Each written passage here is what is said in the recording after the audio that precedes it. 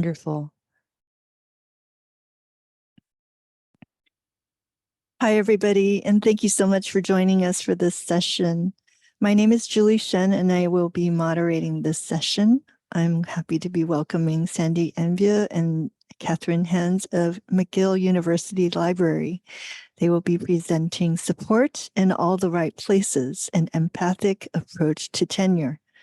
Before we get started, let's go over a few logistical items. This session is being recorded. Captions are available during the session by clicking on the Live CC button at the bottom of your Zoom window. Thank you to Brittany Barnes for providing these. Please use the Q&A feature for any presentation questions. You can choose to do this anonymously. There will be 10 to 15 minutes for a Q&A at the end of the presentation. Please use the chat for general comments or technical issues. Rebecca Kuglish will be monitoring the chat for any questions and comments. Rebecca will also be adding some links into the chat. One is for collaborative resource sharing. If you think of a related reading, podcast, or video, please feel free to share with us on Comms Resources Zotero or in the chat. The next link is our conference code of conduct, which will be shared by Kate Peterskis. And now I will turn things over to our presenters. Great. Thank you so much. Thank you, Julie, for this great introduction. And thank you, everyone, for joining us today for Support in All the Right Places, an Empathic Approach to Tenure. Thank you for being here. We know there's a lot of really great sessions at Calm, so thank you for taking the time to be with us today. So before we get started, we just wanted to give you a little bit of a background into who we are and the kind of work that we do. So my name is Sandy. I'm the head librarian at the Nahum Gelber Law Library at McGill. And I received tenure in June 2022, so 2 years now. And I'm currently supervising a librarian who's going through the tenure process. Which is why we decided to do this presentation. And I will turn it over to my co-presenter, Katherine, to introduce herself. Good afternoon, everyone. My name is Katherine, and I am currently the Associate Dean for Teaching and Learning at McGill Libraries. I've been at McGill since 2009 in a variety of different positions, so as a liaison librarian and also as a head of our lending and access team here. And like Sandy, I went through the tenure process at McGill. So I got tenure in 2018, so a couple of years before Sandy. And one of the things Sandy and I talked about just before this presentation was we thought it would be interesting to kind of share like a highlight and maybe a low light of our own experience with the tenure process. So I'll get started off with that too. So I would say one of the highlights of going through the tenure process for me at McGill was just the amount of peer support that I got from my colleagues. In particular, I went up for reappointment with a really lovely cohort of colleagues, so lots of support in terms of having writing groups and working on research projects together and just taking the time every couple of weeks to check in and see how folks were doing with the preparation of their reappointment dossier. One of the challenges that I had in my own tenure journey was navigating the sort of stopping the clock function of tenure when I went through two maternity leaves. So that's why I had such sort of a long journey to tenure from 2009 to 2018. So we'll talk about lots of examples and stuff later, but I wanted to just share that with you. I'm not currently directly supervising anybody who's going through the tenure process, but I indirectly supervise folks. So people on my team are supervising people who are going through tenure. Thanks. Thank you, Katherine. And I'll add to that my own personal experiences with tenure just a couple of years ago.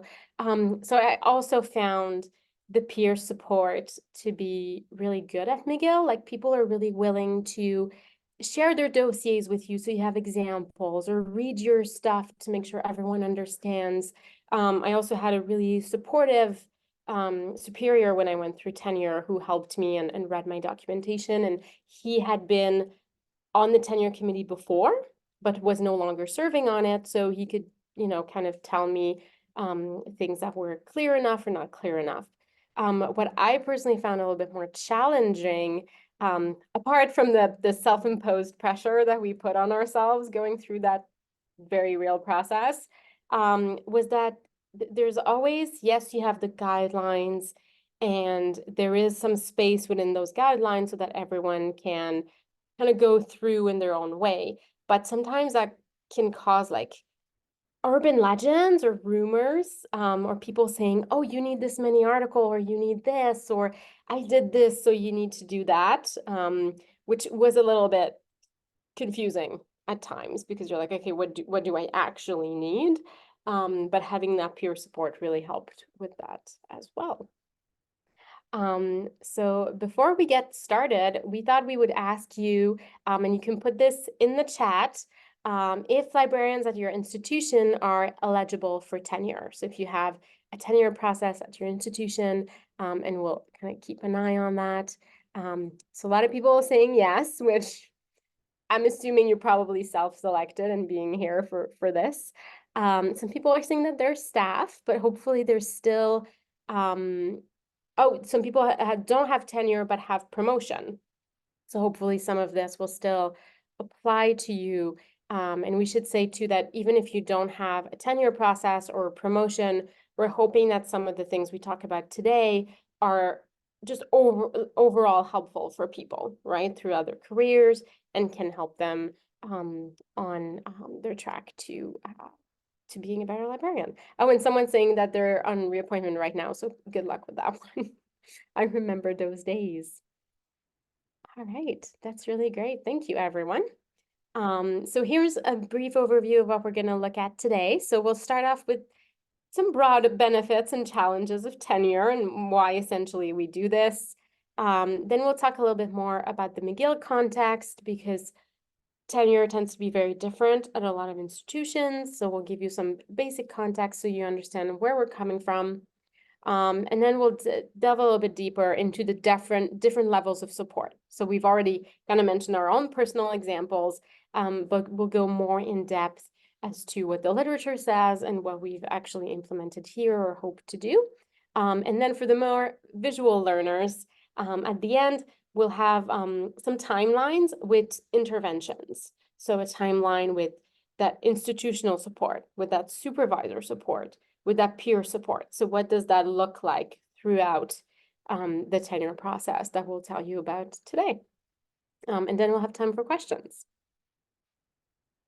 All right, so benefits and tenure, benefits and challenges of tenure. So why do we actually kind of go through this whole process? So there's a lot of different benefits, and those can change a little bit depending on your institution. So it obviously kind of increases your job security, although I know that might depend from institution to institution and context. But here at McGill, it really does. You have to go through tenure to keep your job, but then you have a much more stable employment. You're eligible for sabbaticals once you have tenure. At McGill, we do receive a pay increase when we get tenure, so we call it the tenure bump. I've heard from different institutions, those amounts can vary widely, but we do get a bit of a pay increase at McGill, and we do have funding for professional development and to travel to attend conferences. So that's part of something we have throughout the tenure process and also after. Some challenges that we have here, but also everywhere with tenure, is that sometimes there can be a lack of clarity in the process. So sometimes people don't necessarily know the kinds of requirements that they have to fill and to what level, right? So do I have to publish? How much do I have to publish? What do I have to publish exactly? Or service, or is it, I've seen too sometimes confusion about the percentages of your jobs. So is it 50% my job and then 30 research, 20 service, or like what exactly are those distinctions? Can be a little unclear for a lot of people. Lack of time for scholarship is mentioned throughout. And that's an important one, right? Because if you're expected to do your job, but you don't necessarily get time off to write or to conduct scholarship, it can be very tricky. Which leads into that workload and work-life balance, right? Like if you don't necessarily have time that you can take for those other activities, it can kind of eat away at your personal time. There can be a bit of imposter syndrome. I think I've definitely felt that, or when you start, I don't have a second master's.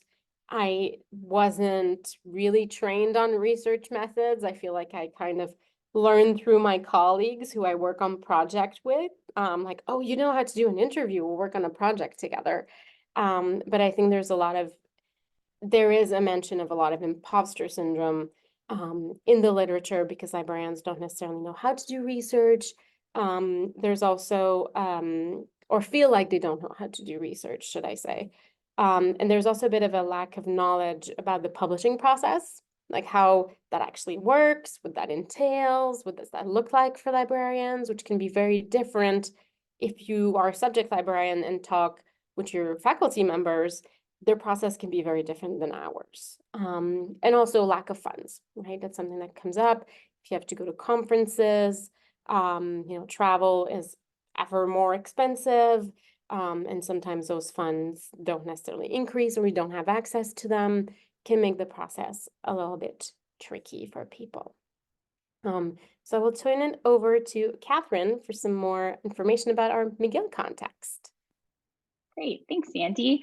So as Sandy mentioned, tenure guidelines, regulations, processes really vary a lot from institution to institution. And this is something that, we're aware of at McGill as we welcome new colleagues here who may have gone through a tenure process or started a tenure process at another institution. We have to make sure that when we onboard or provide orientation for them when they start, that we don't assume that they will understand exactly what it's going to be like at McGill. So we thought, just so that we're all on the same page through the rest of the presentation, I would take a couple minutes just to give a quick overview of the process and the procedures and expectations at McGill. So as you may know, McGill is a large research institution in Montreal, Quebec. We have a sort of multi-branch library system, so it's 12 different branches or like distinct units across 2 different campuses. We have over 60 librarians, of course, supporting about 40,000 students. Librarians are considered academic staff at McGill, and nearly all of our librarians start out on the tenure track, although we do have some folks who are on contract as well. And librarians fall into the 3 ranks of assistant librarian, associate librarian, and full librarian. Thanks, Sandy. All right, so in terms of criteria and sort of the academic duty, like expectations for folks on the tenure track, the duties fall into 3 different categories. So the first is the position responsibilities. The second is professional and scholarly activities, which we often sort of say, we call it research, but officially we say it may include research. And the other is other contributions to the university and scholarly community, which kind of colloquially we refer to as service. In terms of criteria for reappointment, the candidate needs to show satisfactory promise or progress towards meeting the tenure criteria. So this is really like a check-in point, and we'll show you some timelines later, but several years into an academic appointment, where you don't have to have achieved all of the things that you're expected to by the time you go up for tenure, but you need to show that you're well on your way to that. And then for tenure, the criteria are that you demonstrate superior performance in your position responsibilities, superior performance in one of the 2 remaining categories, and at least reasonable performance in the other category. And compared to the teaching faculty at McGill, the emphasis really is on the performance in our position responsibilities throughout. So most of our time is spent on that compared to the research part or the service aspects of our job. All right, and again, we'll show some nice timelines at the end, so don't worry about all of these different things right now, but just to give some context for the rest of our presentation.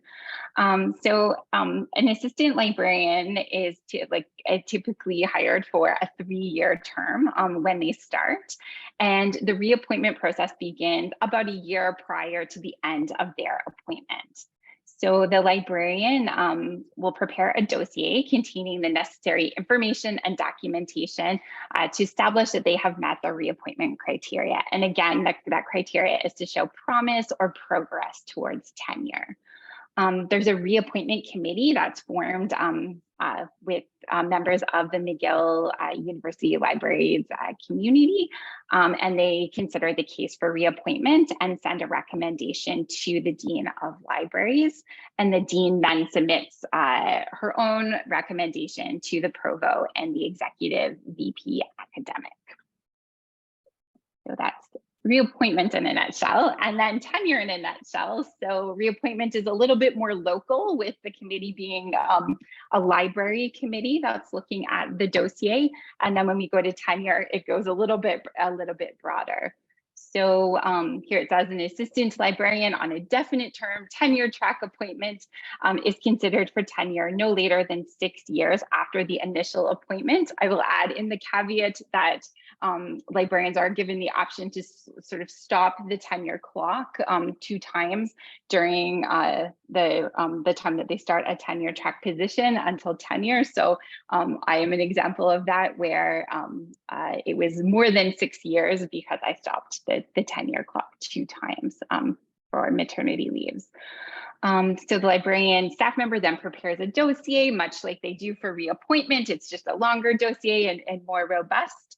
They put all of the necessary information and documentation in that to establish that they've met that tenure criteria that we just talked about a few moments ago.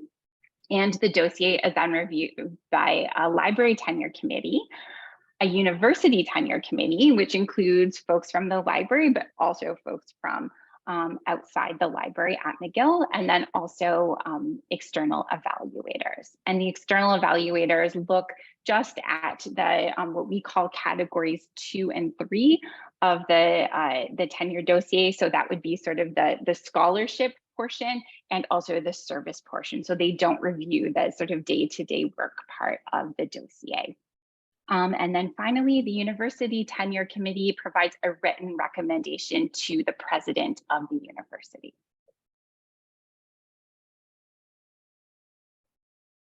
All right, so we're gonna delve a little bit deeper into the levels of support throughout that very intense process. But before we do, we thought it would be good to ask you to participate in this little Padlet. And I will pop the link into the chat very quickly to ask you like the types of support that you have seen at your institution. If you don't have tenure, it can also be, just regular support for your job, right? It doesn't have to be necessarily for the tenure process. But let me just grab that link to make it easier for everyone. So I'm putting it in the chat, and we are asking you for 3 categories. So institutional, your supervisor support, and also your peer support.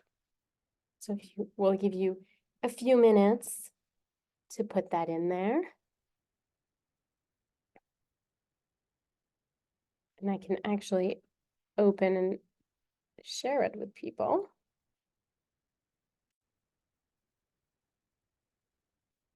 Let's see if we have any responses. So we'll give people a chance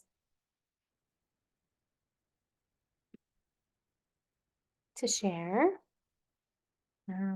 So we have already some mention of discussion during annual evaluations. and suggestions to go over research when projects come up. That's really good. Some people are mentioning ranks and promotion team, which I'm very curious to hear more about. Yes, let me share the link again. There we go. Let me share it with everyone. Okay, so we're seeing some good discussion.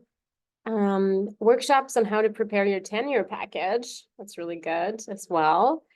Mentoring, it's certainly something we've encountered quite a bit.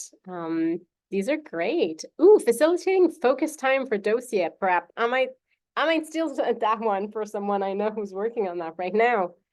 And we'll leave this Padlet live after, so people will be able to use it if they want to refer to it for some ideas.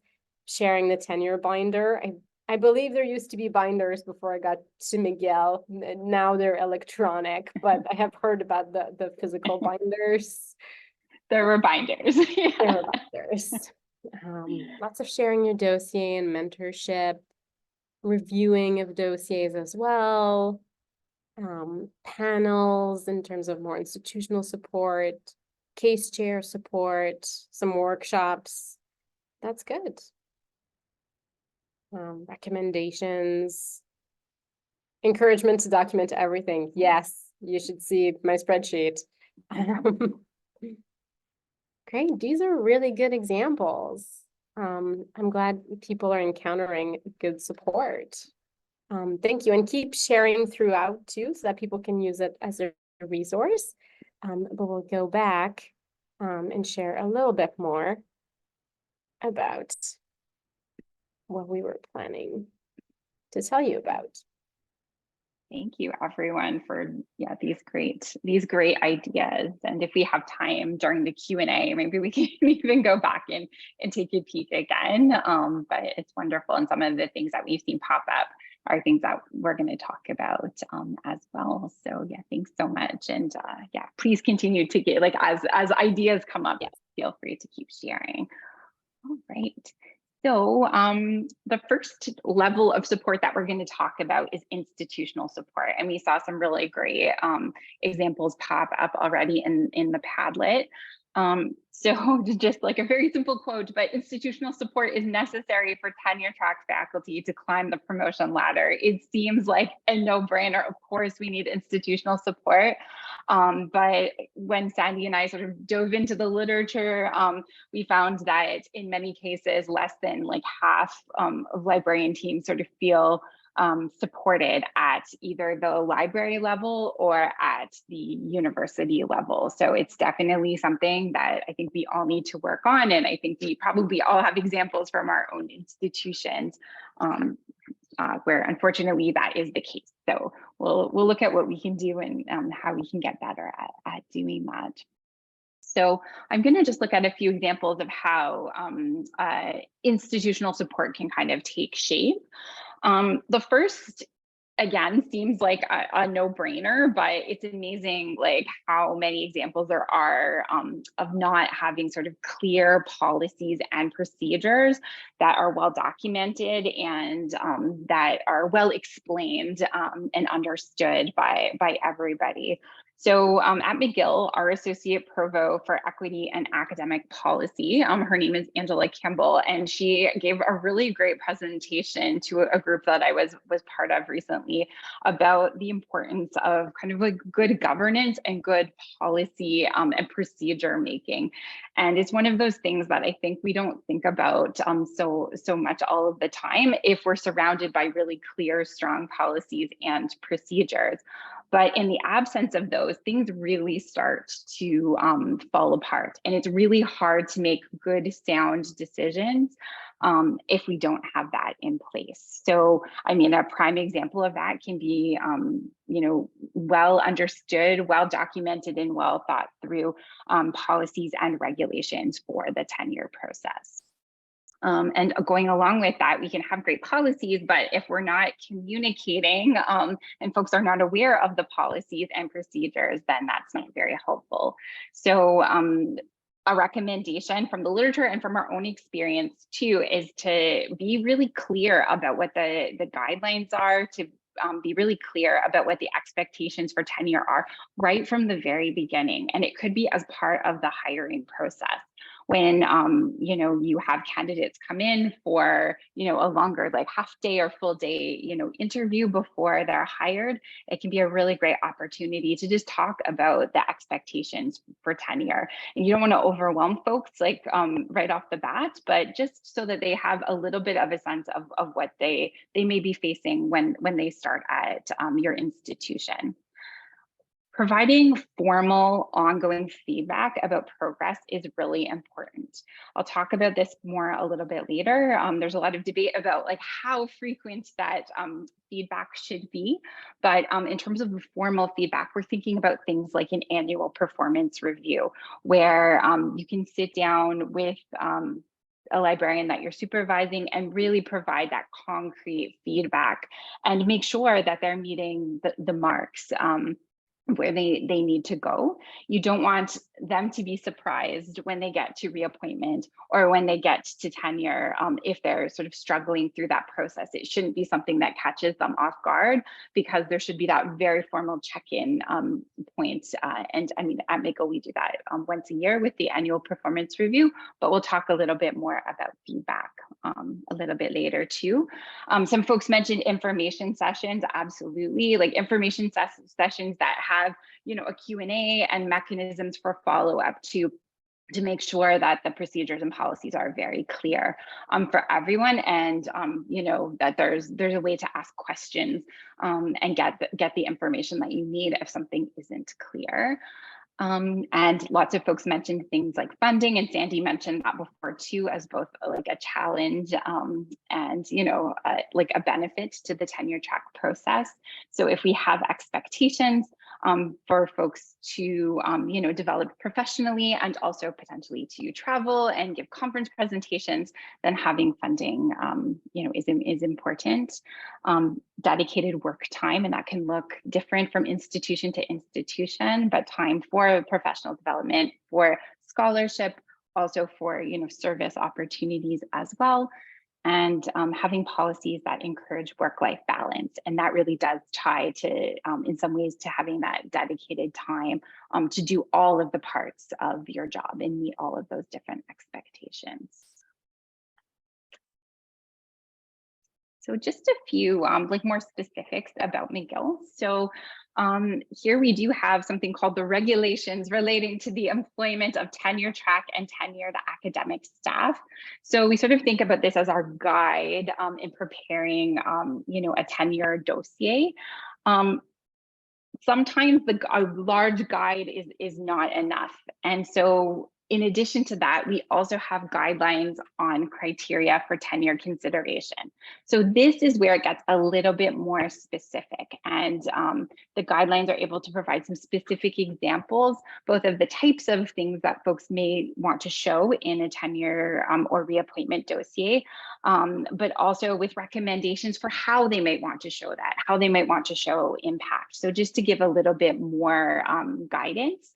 The nice thing about the guidelines is it's something that is created kind of by librarians for librarians to provide that sort of library specific context.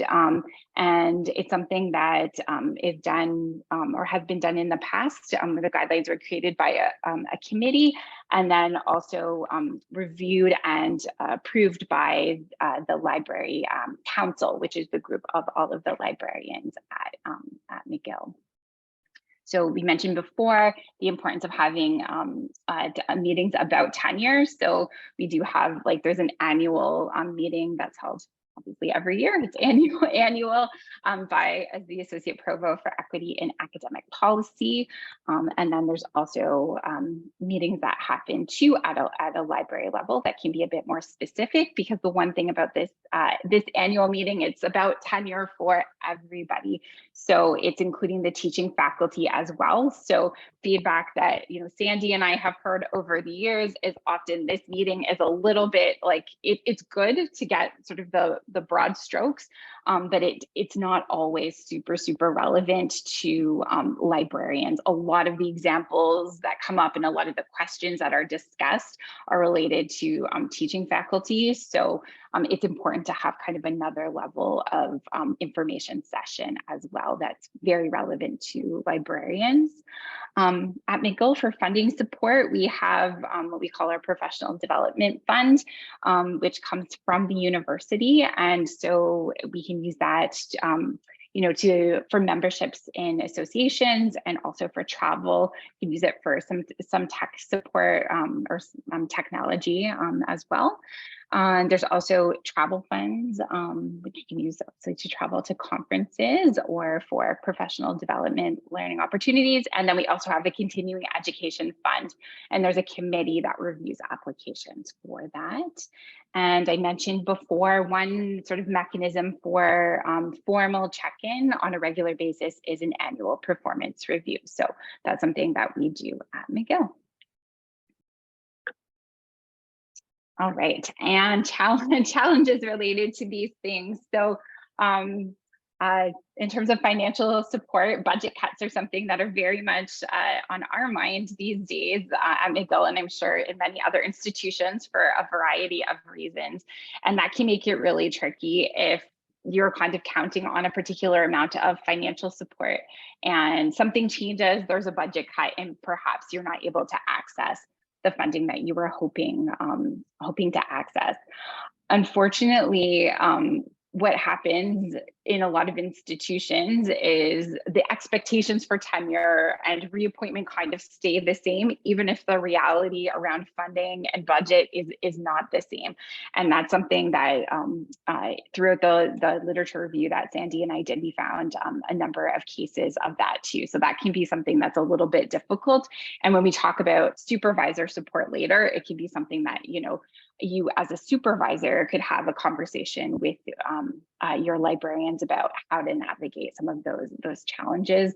Obviously, there's world events that can lead to financial difficulties and also travel difficulties as well. Obviously, we've all experienced the realities of COVID over the last few years, and even just things like inflation. Even if your amount of funding stays the same every year, your ability to travel kind of goes down just because the cost of everything is so great.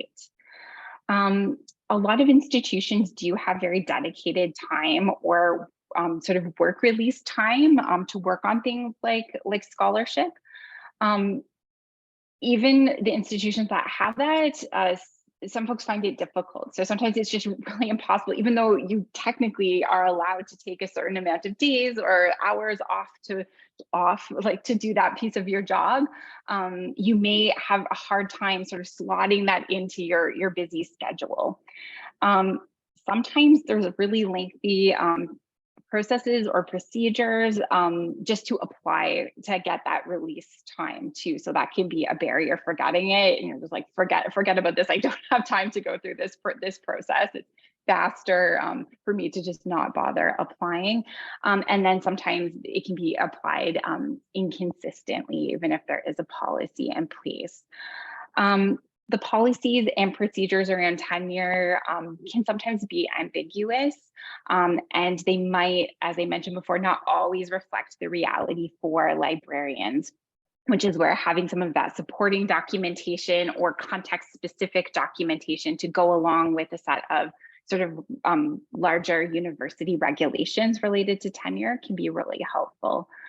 And then policies for encouraging work-life balance. Often the pressure falls on the employee or on the individual librarian to establish those boundaries. So it's something that can come up in conversation with the supervisor too, and we'll talk about that next. All right. So we were just curious to ask everyone if there's anyone here who's supervising a librarian on the tenure track, and you can just throw your answer into the chat. I totally see lots of yeses. Great. Oh, 4 on the tenure track. People are mentors as well. That's great.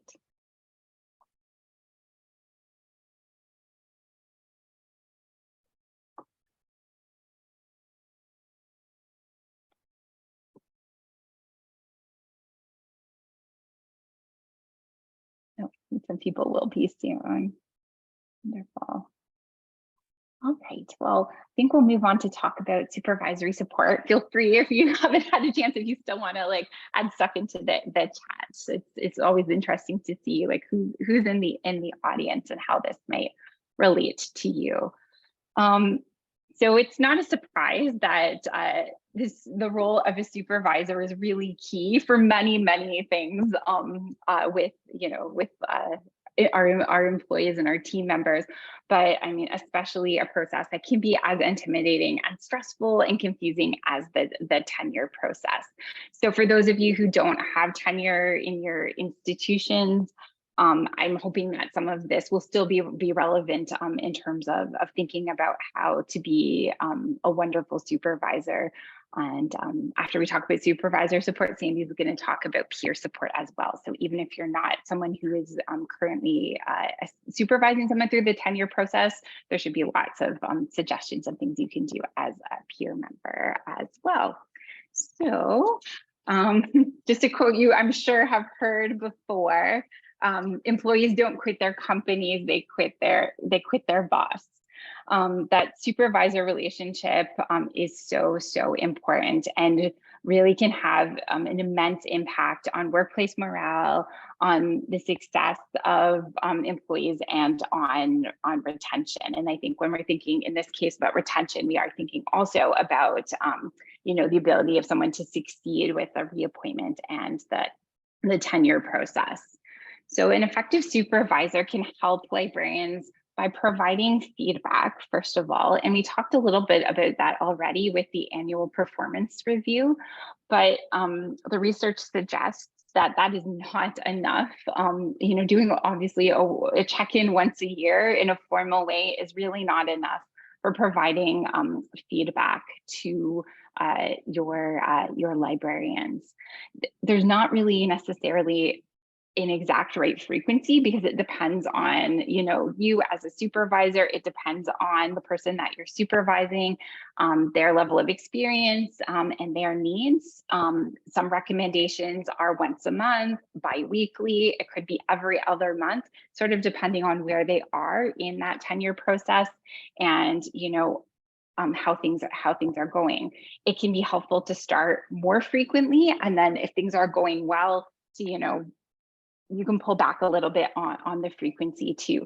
Sometimes when the feedback comes too fast and too furious, it can have the opposite effect and it can actually demotivate people. So finding that right balance can be a little bit tricky, but you can sort of, I think if you're able to have an open conversation and be really honest as a supervisor and hopefully provide a space where your librarians can be honest too, you'll find the right balance.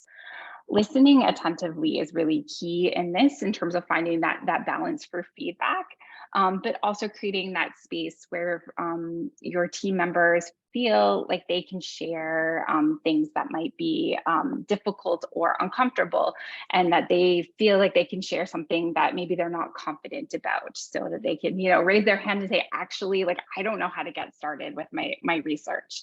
I need some guidance and some help, or I don't know how to get something through a research ethics board, and can you help me with that? So to create a space where it's okay for them to be vulnerable and to demonstrate that they don't know all of the answers right off the bat. It's really helpful as a supervisor, and this is well beyond just the tenure process, but valuing and celebrating work contributions, caring about personal well-being, and also assisting with priority setting. I think we are all overwhelmed by many priorities. We all have lots of monkeys on our backs, and it's really hard, especially when you're just getting started, to know where to where to focus. And so a supervisor can be so key in helping with that, and that really sort of leads into that work-life balance as well. And it's important to remember that a supervisor's actions can really have a long-term impact.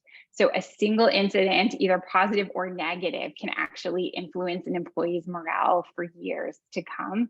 And of course, we know from a personal experience, we tend to remember the negative things for longer than the positive too. So one thing that Sandy and I, as we were going through the literature and then talking about what we've been doing at McGill and what, you know, so we've individually been doing too, we realized like how, I mean, important the role of the supervisor is, and how I think it's really within our best interest to equip our supervisors with the skills in order to facilitate these kind of open relationships where librarians are comfortable asking questions, and where they feel like they can get the support that they need. So that's something I think that we're really going to be focusing on here at McGill.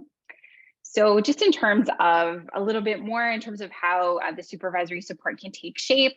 So this came up already on the Padlet too. So getting organized and staying organized. It's really helpful if you as a supervisor right from the get-go can help your librarian sort of build a map to tenure and then start working backwards. It's so overwhelming if, you know, you start to think, I need to have X number of presentations or X number of papers. I need to show that I've, you know, contributed to the profession in all of these different ways. How am I going to get there? It's 6 years away. I don't know how to break this down. So providing sort of a roadmap or suggestions of a roadmap from the very beginning and sort of getting started right away can be a very helpful thing for a supervisor to do. And again, once it's sort of broken down, you can think about those time management skills and setting those priorities. And if you're doing that regular check-in too, you'll see if there's areas where your librarian is starting to like maybe fall a little bit behind, or they need a boost, or they need a little bit of help getting started on something. And it won't be something that's a surprise to you when you get to their annual performance review, and it won't be something that's a surprise to them when they get to one of those like very formal stages, like the reappointment dossier. Another thing that I think the supervisors can play a very key role in is helping a new librarian to establish a community. That can be suggesting co-authorship opportunities or service opportunities. Like you as a supervisor probably just have a lot more connections than someone who's a brand new librarian. So share that network, whether that's within, you know, your library, within your university, or beyond too, and just find those opportunities and to help them build sort of the network of peers amongst themselves, maybe within the librarian community at your institution, but also beyond that. Sometimes it might mean that you co-author a paper with a new librarian as well. And I think an important thing to think about is moving away, and we'll talk about this in a little bit too, but from sort of being like the star of the show to being a coach when you're a supervisor too. So your success is the success of the team, and their success is your success. So thinking about it from more of a team approach. And so sometimes it's faster if we're kind of in the research groove and we can whip together a presentation or a paper really, quickly on our own. But taking the time, I think, to mentor someone through that process, whether it's you or finding someone else to connect with that person, can be super beneficial for them, and you'll probably learn a lot along the way too. Sandy and I talked a lot about the importance of soft skills. And I mean, we could probably do an entire presentation just on this. So I'll just touch on it very briefly.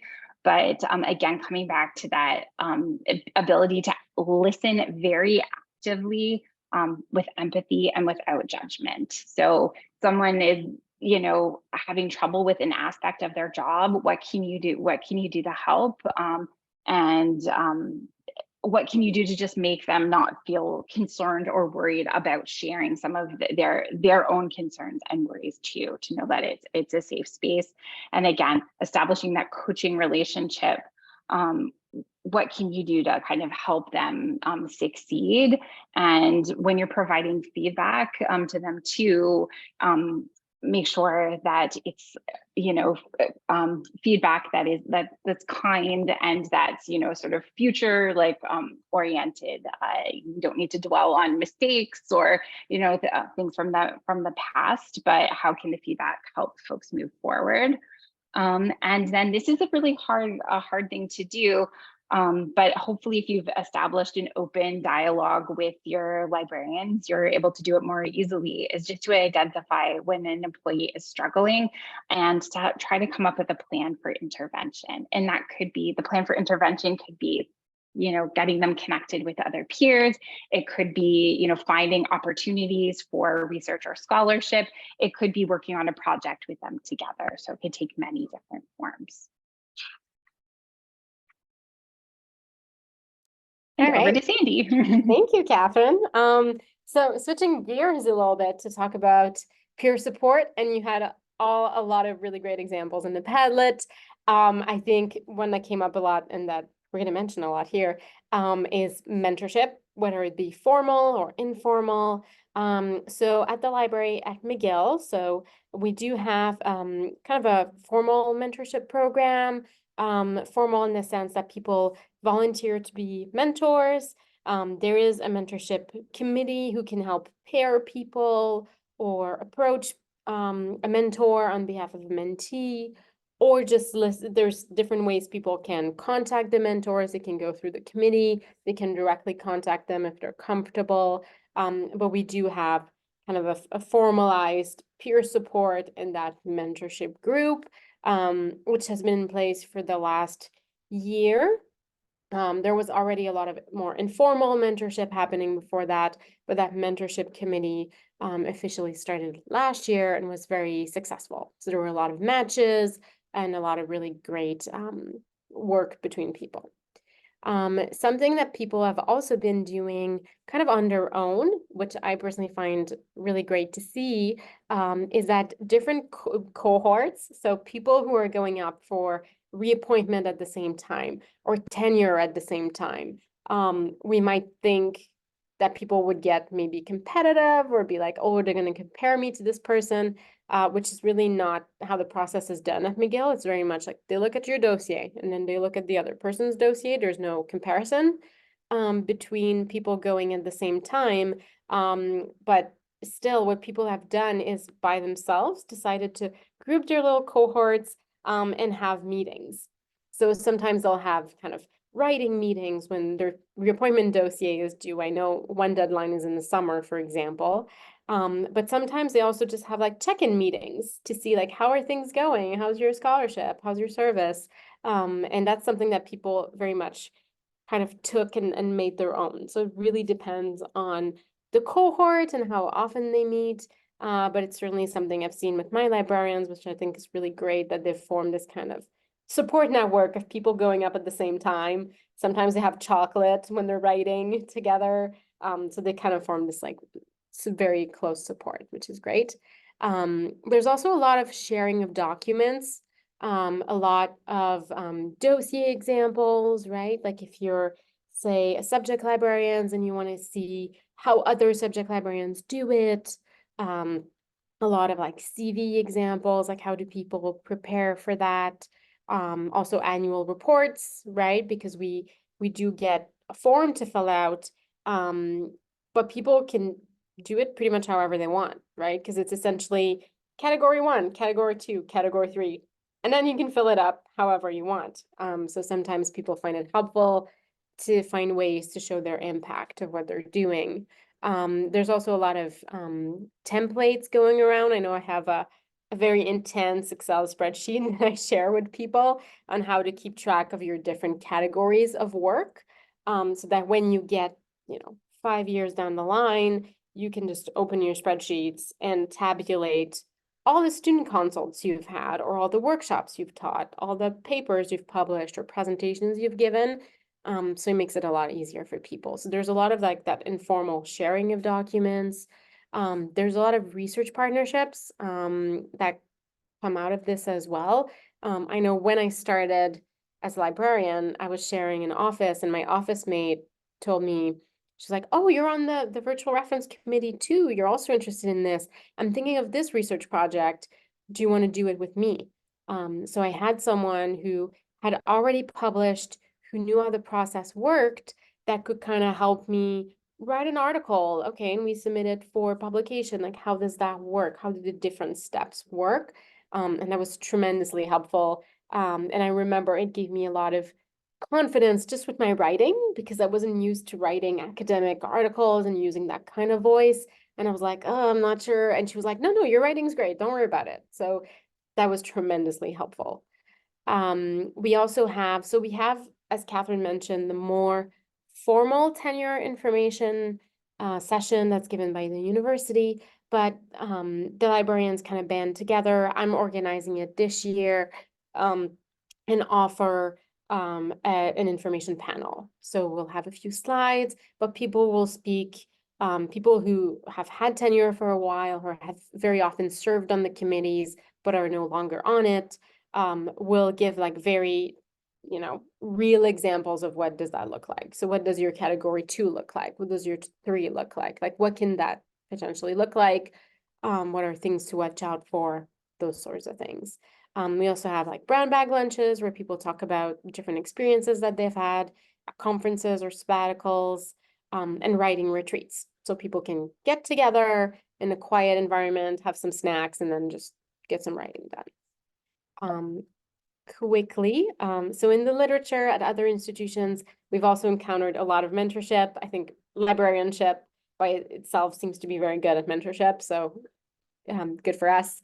There's also a lot of workshops, which I think are really interesting. So either on like how the publishing process works. I've also seen some on research methods or how to submit a research ethics request. So a lot to give people tools on how to do this, actually, which I thought was really interesting. A lot of writing groups, critique groups. So you can bring a piece of writing that you already have, and people will give you comments on it to improve it. There's also some venues, like some research forums, where people can share the research that they have in early stages or are thinking of doing and get feedback. So let's say, "Oh, I want to do these interviews. These are my questions." And then someone can give you feedback on those. And then there's also a lot of other types of project support, such as like purchasing equipment or software people might need, getting some research assistance, and also getting funding for participation incentives. So if you want to do like a big survey and you want to have a draw for a prize, like where do you get that money, is also something that's come up.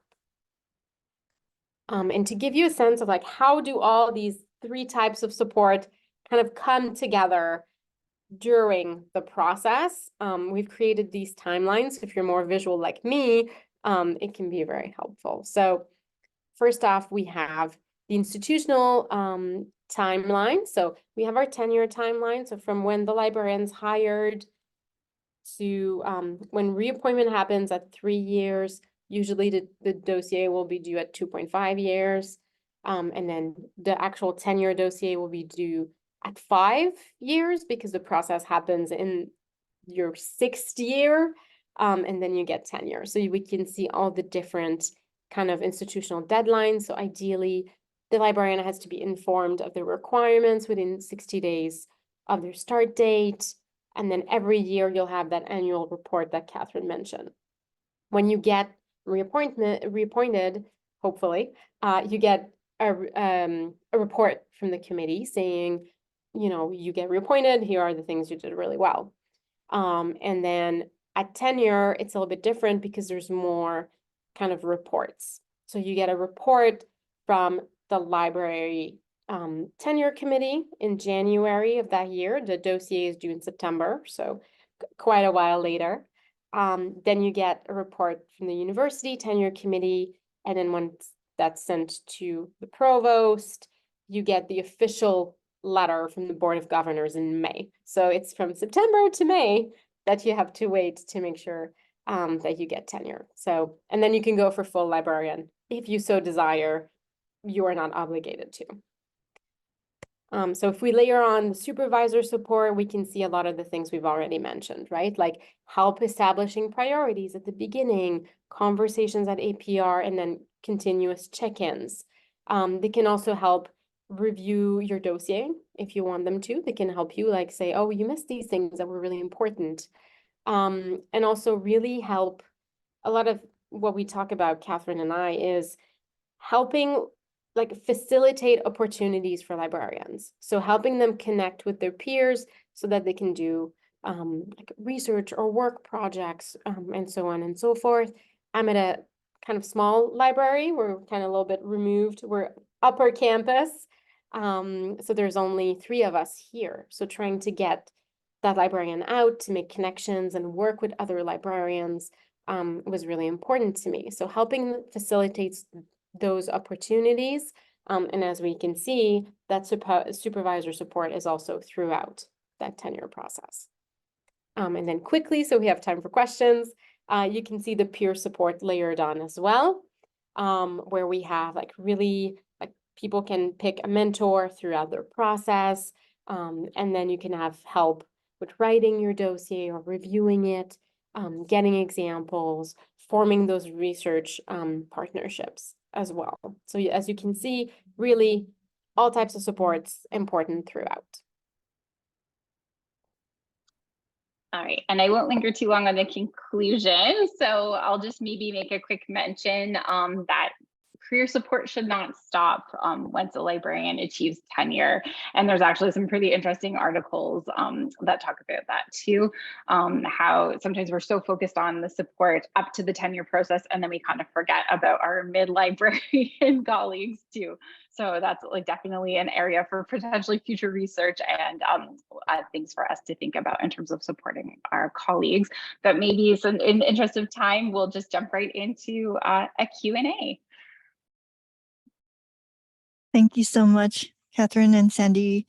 We have some great questions for you from the group. I especially enjoyed how you called some of the urban legends that arise, and hopefully your presentation helped dispel some of those for people.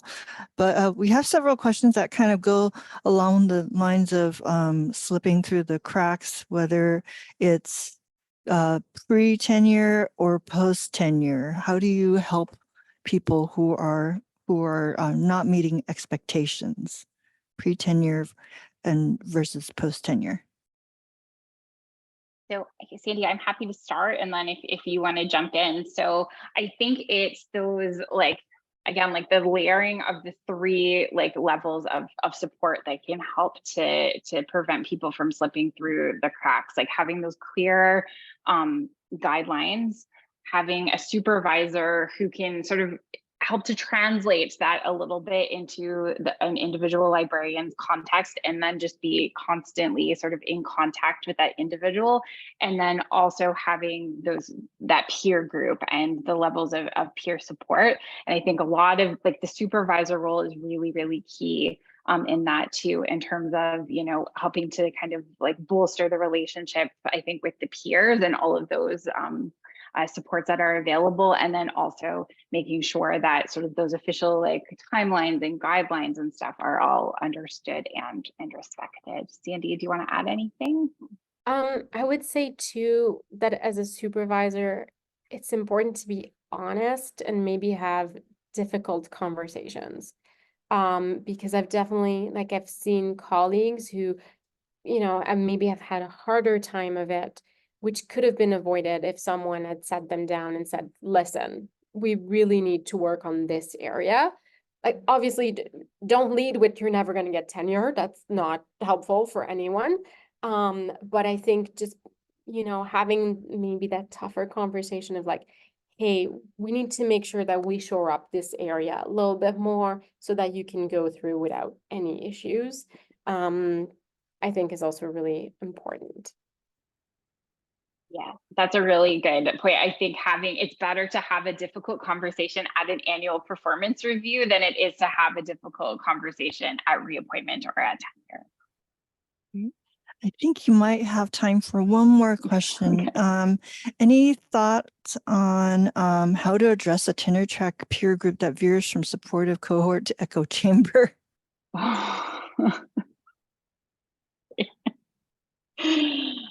Oh, that's so tricky. It's really hard. I think sometimes, and I've given this advice to folks too, sometimes you just, if the tenure cohort group is not helpful, then spend less time with that group. And there's other ways to get support from other folks who have gone through the process before.